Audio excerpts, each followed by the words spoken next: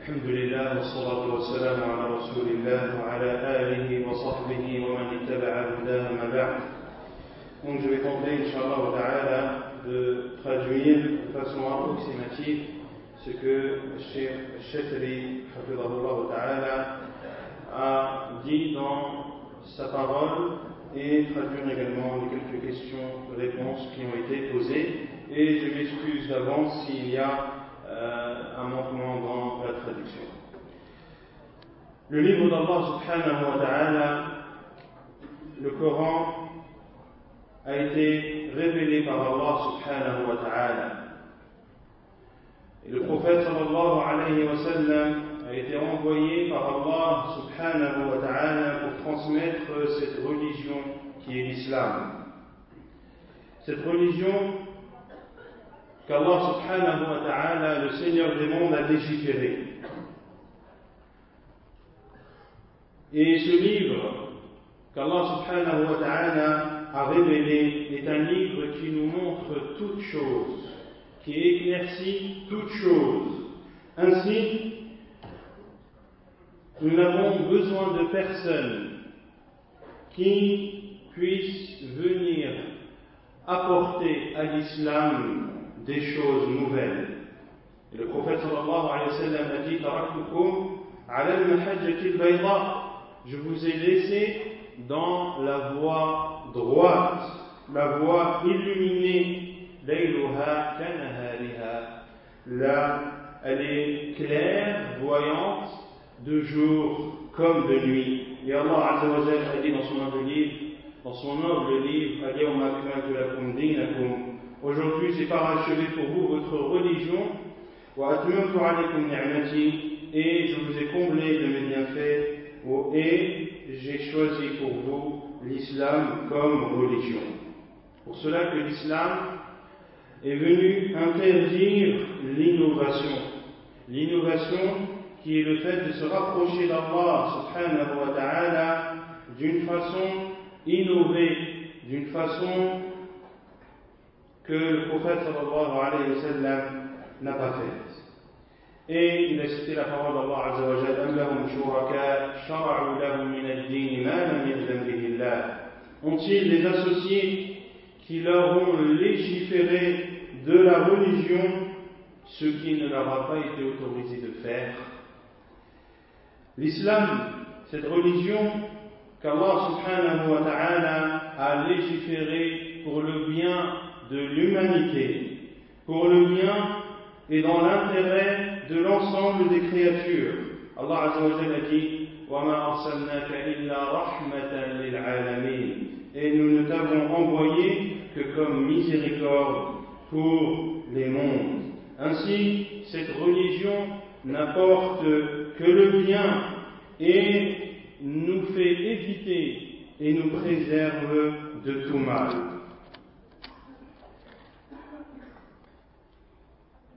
Pourquoi pouvons-nous affirmer que l'islam est une religion qui est bonne en soi et qui réforme autrui? Pour plusieurs raisons. La première est qu'Allah subhanahu wa ta'ala a informé que cette religion est pour l'intérêt des gens. Et les jugements divers qui sont contenus dans cette noble religion prouvent également que ceci est pour l'intérêt des gens. Et Allah subhanahu wa ta'ala dit: وَلَكُمْ فِي الْقِصَاصِ حَيَاةٌ يَا أُولِي الْأَلْبَابِ لَعَلَّكُمْ تَتَّقُونَ. Et vous avez dans la loi du talion, وَلَكُمْ فِي الْقِصَاصِ حَيَاةٌ. Et vous avez dans la loi du talion une vie. Ô vous qui êtes doués d'intelligence, afin que vous atteigniez la piété. Ainsi, dans ce verset, Allah azza wa jalla nous informe que la vie, le fait de vivre, ne peut persister et ne peut perdurer que lorsque la loi du talion est appliquée. Certains émettent des ambiguïtés concernant cette religion et disent qu'il y a dans cette religion d'Allah subhanahu wa ta'ala des jugements qui ne sont plus adaptés et qui ne sont pas adéquats à notre époque. Et le cheikh Abdullah a répondu à ces ambiguïtés en disant que la personne qui regarde le jugement en lui-même pourrait être amené à dire que celui-ci n'est pas utile. Mais s'il voit ce jugement de façon générale, c'est-à-dire qu'il ne regarde pas et qu'il ne se fixe pas sur ce jugement, mais qu'il le regarde de façon générale et notamment les conséquences que ce jugement apporte, eh bien, il verra que les jugements qu'Allah Azza wa Jalla a légiférés sont bien au contraire bénéfiques. Et il a donné l'exemple d'un père qui parle à son fils en élevant la voix.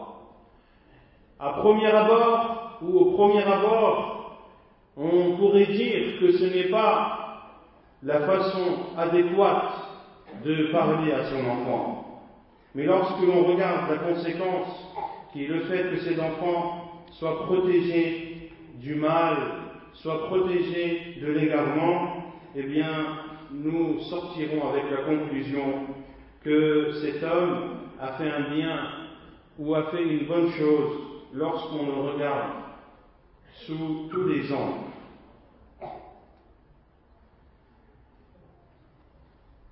Certains disent également qu'il y a des choses qui ne sont peut-être pas adéquates, comme le fait de donner la sadaqa, de donner l'aumône, ou le fait de pardonner, ou le fait d'être modeste.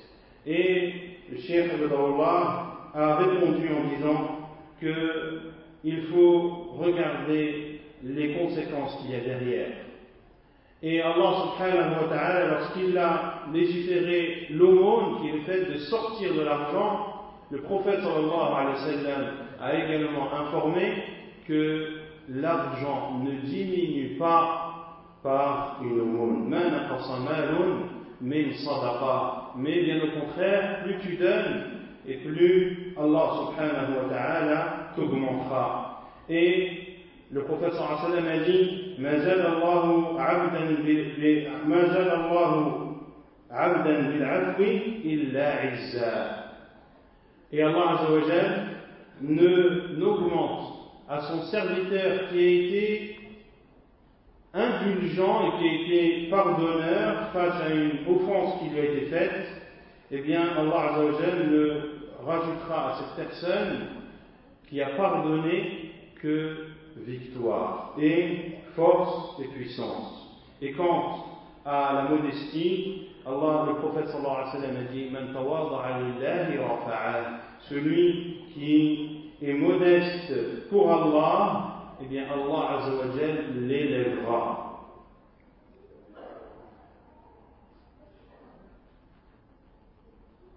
Certains disent également, parmi les ambiguïtés, que l'islam n'est pas applicable à notre époque. La réponse est qu'Allah subhanahu wa ta'ala, c'est lui qui a légiféré l'islam. Et c'est lui, Allah subhanahu wa ta'ala, qui a créé l'être humain. Et c'est donc lui qui connaît le mieux ce même être humain. Ainsi, ce qu'Allah azza wa jalla a légiféré est applicable et dans l'intérêt de chacun, et ceci à toute époque. Contrairement à ceux qui légifèrent parmi les hommes, et le cheikh dit que ceux qui légifèrent parmi les hommes, vous constaterez que peu après avoir légiféré, ils changent cette loi, car ils se sont rendus compte par la suite que, en fin de compte, ce n'était pas ce qui était voulu ou le résultat escompté n'a pas été atteint, et ainsi ceux qui légifèrent parmi les êtres humains, eh bien, changent constamment les lois qu'ils légifèrent.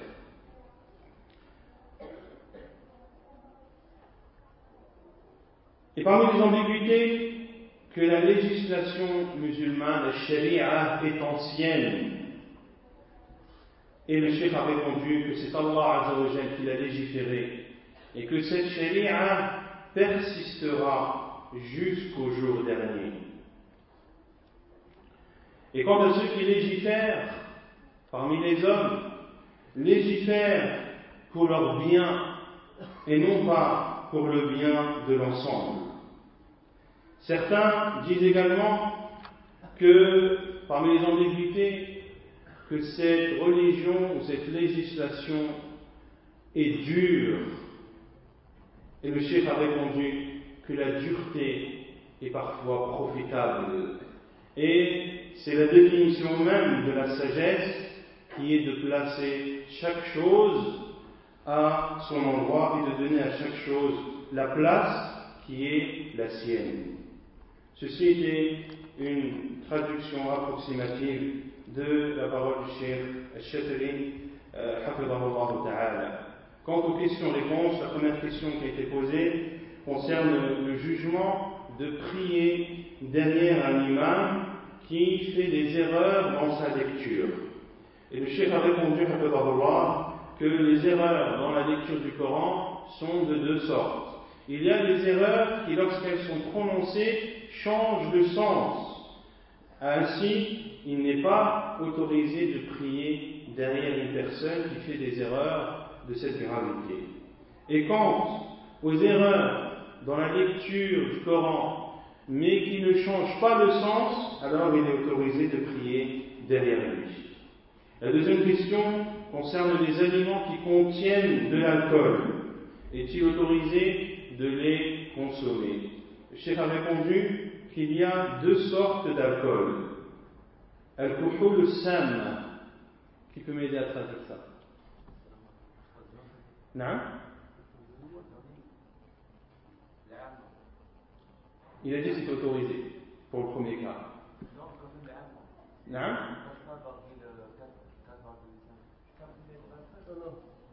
Al-kuhul sam. Qui peut m'aider à traduire ça? Non.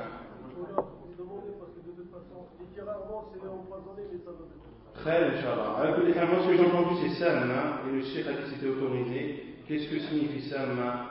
Apparemment, personne n'est en mesure de. Au moins, la question en suspens, on va en discuter avec les femmes, Inch'Allah. La troisième question concerne celui qui prie tout en fumant la cigarette. Le cheikh a répondu tout d'abord que la prière de cette personne est valide, que cela ne remet pas en cause la validité de la prière, et le cheikh a invoqué en faveur de cette personne afin qu'Allah Azza wa Jal guide celle-ci et l'aide à délaisser ce péché.